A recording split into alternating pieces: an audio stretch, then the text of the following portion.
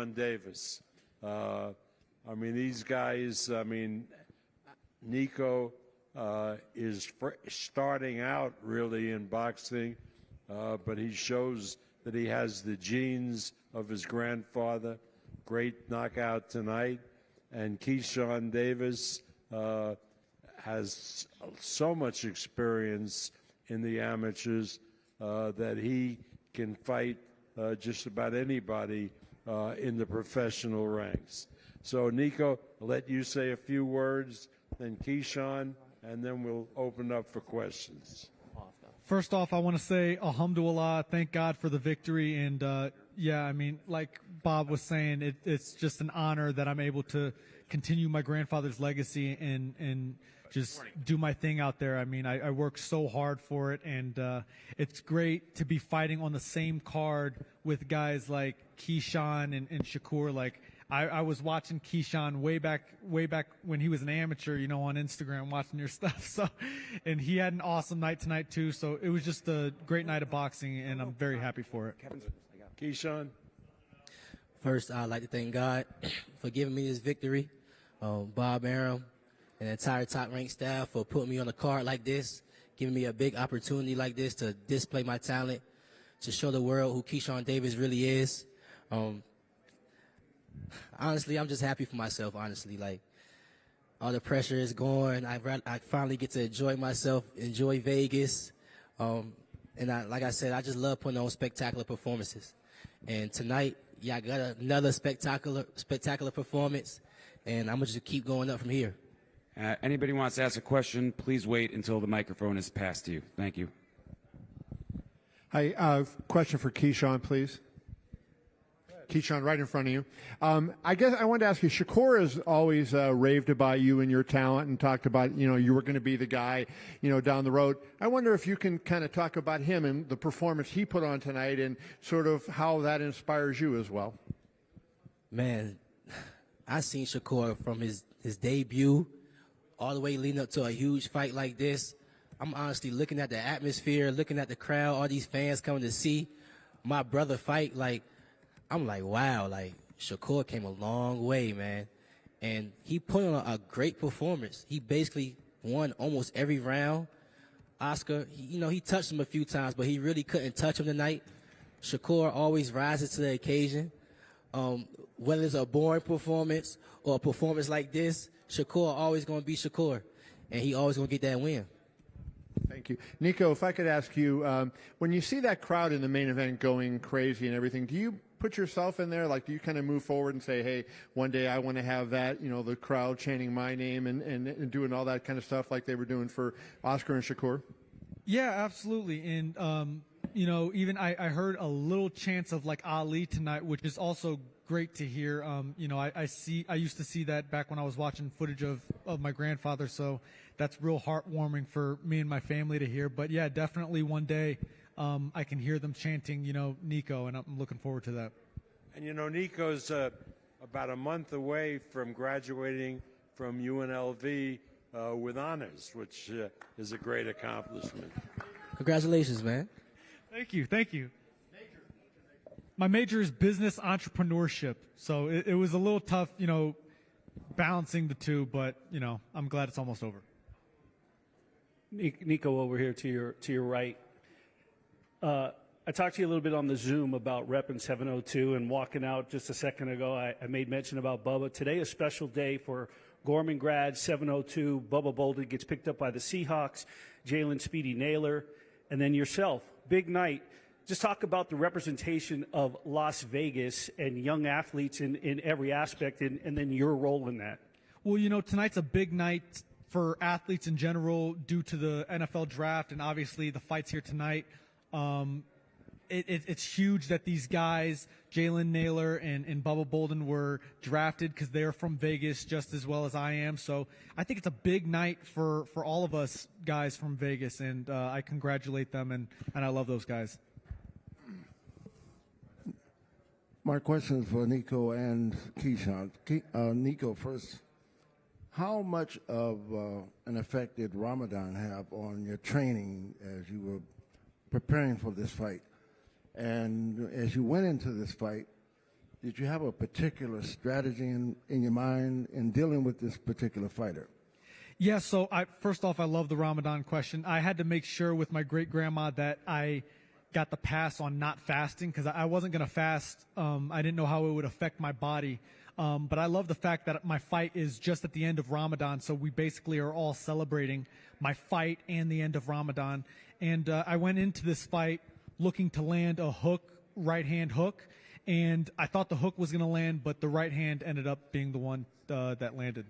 And Keyshawn, you did a superb performance in boxing this particular fighter that you were in front of. Did he have any difficulty in front of you at any time throughout this fight?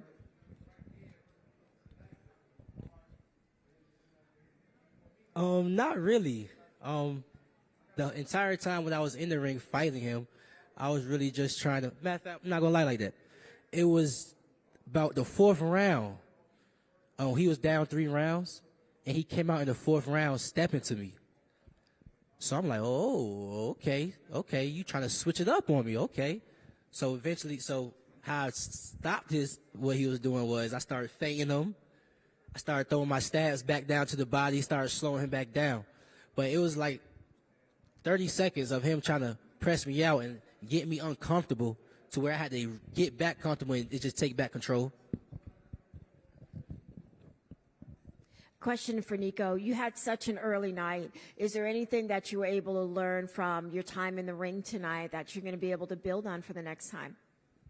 Yeah, the biggest thing about tonight was just maintaining my composure and doing everything that I wanted to in the ring, and I believe I did. I just wanted to stay calm.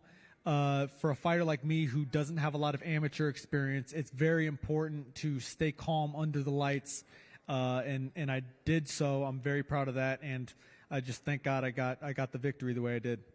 Last question for me. Your major at UNLV is business entrepreneurship. Do you see yourself as a fighter, as a businessman now, as you actually running your own business, being an entrepreneur as well as being a fighter? And is that hard for you? I don't think it's hard. I enjoy fighting more than anything, but obviously I enjoy business. I think Floyd Mayweather Jr. was the first person that made boxing a business, and he did that without a degree. So with the degree, I feel like I could learn a lot more, and I'm looking forward to being able to do so.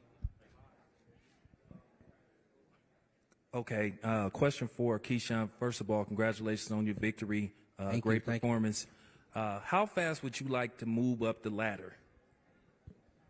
Honestly, I feel like I'm already moving as fast as I can. Like, I'm 4-0. I fought somebody 18-1. Like, I really had to go in there and break this guy down, stay disciplined throughout the entire fight, because even when I hurt the guy with a body shot and I see that he was hurt, I still couldn't get him up out of there. Like, he was real game. You understand what I'm saying? So I'm moving like as fast as I can move. Like, I'm moving fast. You feel what I'm saying? I mean, any faster is like top 10 contenders. You feel what I'm saying? So, just keep watching me fight, and I'm going to be there real soon. All right, I have one last question for Bob. Bob, I think you hit gold tonight, having all 3 of these gentlemen fighting tonight. Do you think in the future you could possibly see these guys again on a pay-per-view extravaganza? Because I think all of them are sellable and marketable fighters. So how soon possibly could we have all 3 of them on a joint pay-per-view?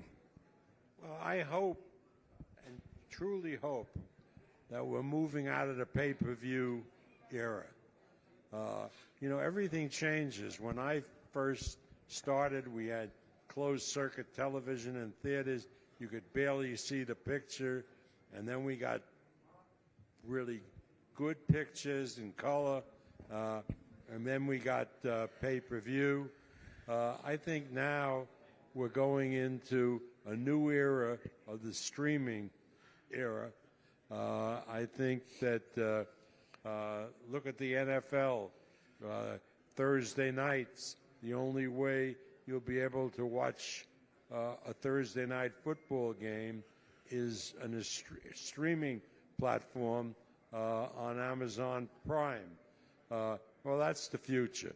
So, and I think that's great because it'll be a lot more economical for the fans, and will put the people who are stealing the signal on pay-per-view, which is the reason that is why it's tanking, out of business.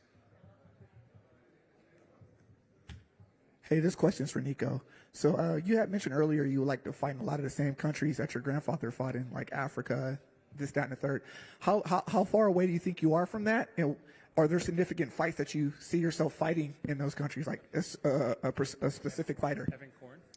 Well, honestly, Bob was the first person who was telling me the stories about my grandfather in the UK. So I definitely want to fight in the UK because of just the impact that they had on my grandfather, and I would love to fight there. They're fight fans like no other country, so that would be my first destination. And Keyshawn also wants to be an international star, and while he won't be fighting on the card on June 5, June 4 over here from Australia, he's going over to Melbourne, Australia, to watch the Devin Haney-Cambosa fight, because down the line, one of those guys will be a future opponent for him. Thank you, Bob. Congratulations to both of you guys. My question is for you, bro. Keyshawn, yeah. Shakur Stevenson said that Terrence Crawford was knocking out heavyweights and, you know what I'm saying, inspiring. So how was it for you when you sparred Terrence Crawford? Oh, it's a challenge. It's a real huge challenge. I mean, Terrence is one of the reasons why I got what my IQ is to this day. Like, Terrence is the reason why I'm so tough. Like, Terrence plays a big part in camp with me, including Bomac, including Saul, including Coach Red, including Chance. Like, all of them play a big part, and Terrence plays a part in the physical end. But also, he teaches me as we spar, like, okay, Keyshawn, yes, I'm doing this to you, but this how you get out of the way of that. You feel what I'm saying? If somebody do this to you, then you do this in sparring. So Terrence is definitely a big help, and he's definitely, you know, speeding my process up with my IQ and stuff like that. Okay, now let's have a round of applause for these two young men with a great performances tonight. And I'm informed that Shakur Stevenson, the new unified champion at junior lightweight, will be here any second. One thing, Nico, before you go, see, like Bob said, I'm a fighter from the amateurs that come with a lot of experience. I've been to the Olympics and back and stuff like that. When you performing under lights, how you performing with zero amateur fights, and you coming in doing that, you're definitely special, bro. And don't let nobody tell you not. Like, thank you so much. You definitely a special fighter, that means bro. The world to me. Thank you, seriously. For sure, you a special fighter, man. Keep getting better. You gonna show the world. You're the best. Thank you. Thank y'all. Thank you so much. Hey, dude. Thank you so much. No, thank you. Seriously, it means the world to me.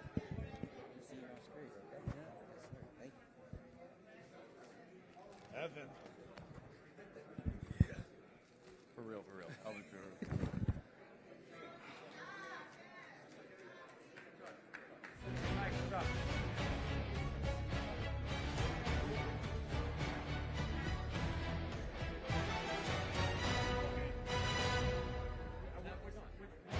Shakur's coming in. Shakur's coming right now. Which side? The back door where I saw you before?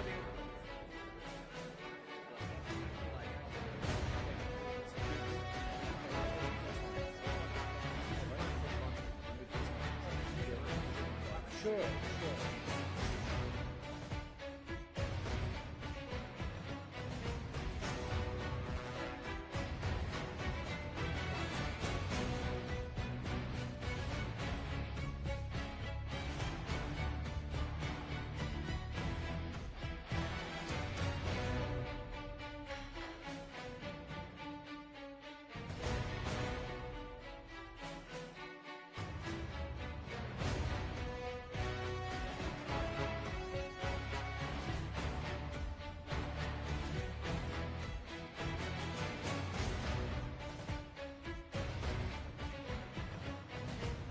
lightweight champion, Shakur Stevenson.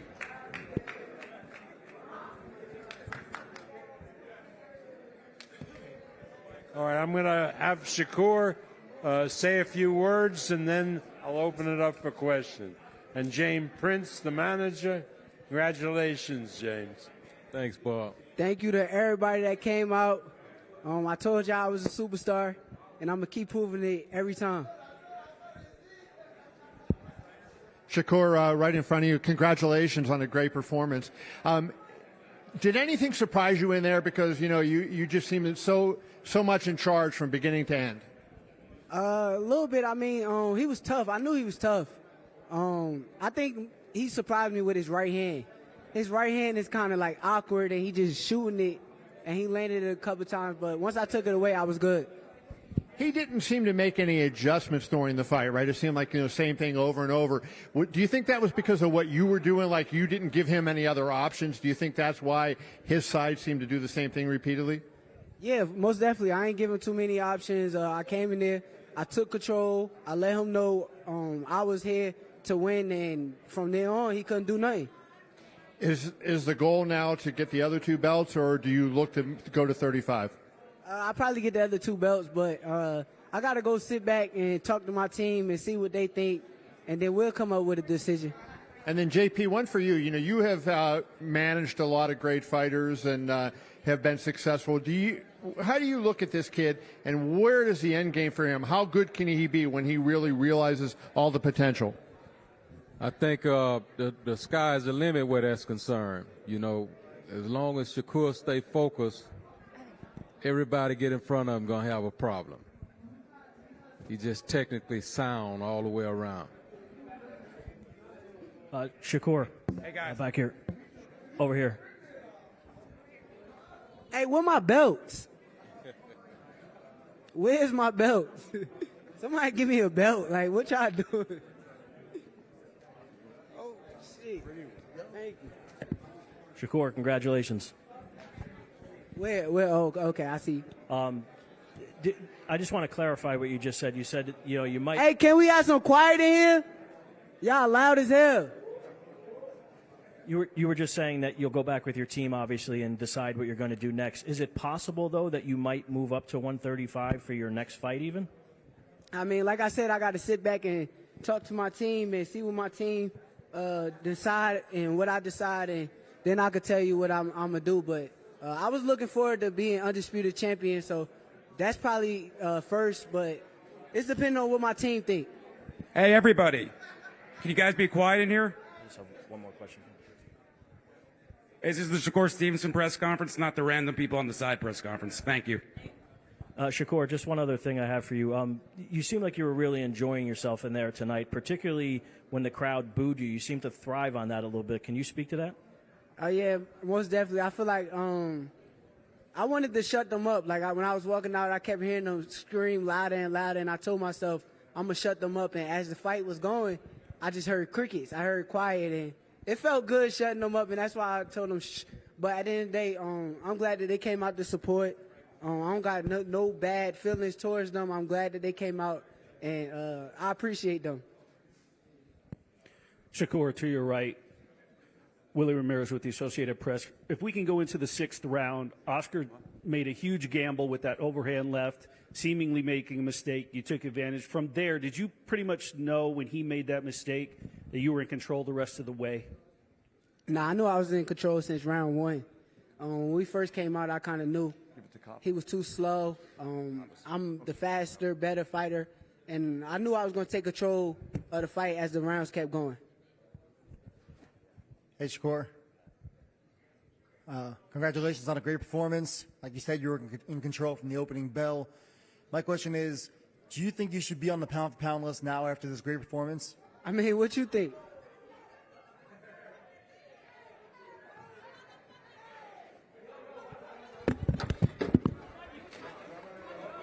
What's happening? What's happening? What's happening there? I think they may have heard their mama or somebody. Yeah, I think that was his mom. What happened there? Yeah, What? What? Hey, close the door. Come back in here.